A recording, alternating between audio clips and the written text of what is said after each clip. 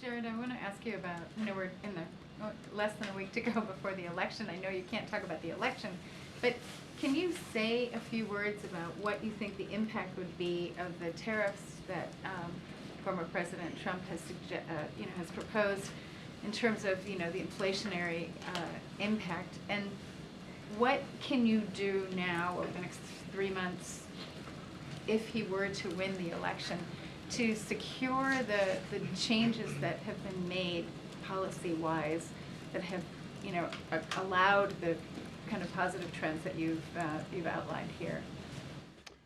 Well, on the tariffs, there have been numerous outside analysis of the impact of not just the tariffs, but an agenda that has sweeping tariffs, 60% on China, 10 or 20% on all imports coming in, deportations, and compromising the independence of the Federal Reserve.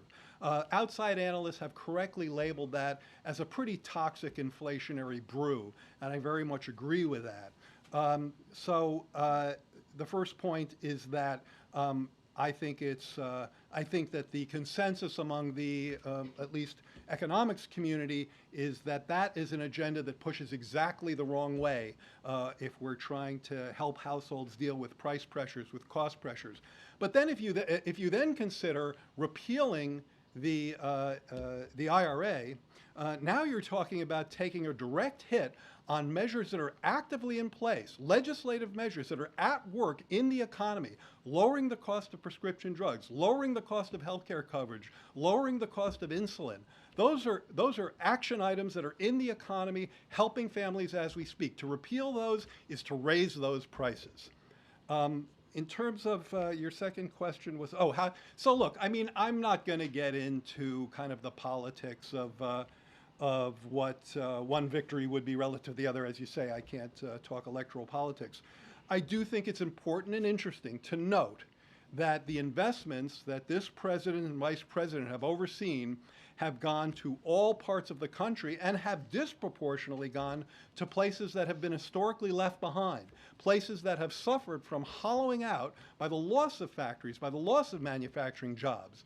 And these places are just as likely, in fact, I believe more likely to be red than blue. And there are many representatives I've seen with all different stripes who are pretty unhappy about the idea of repealing those measures because they see them actively at work building a factory in their district. So I think it would be economic malpractice to reverse such positive developments, and I think there are members on both sides of the aisle who would agree with that.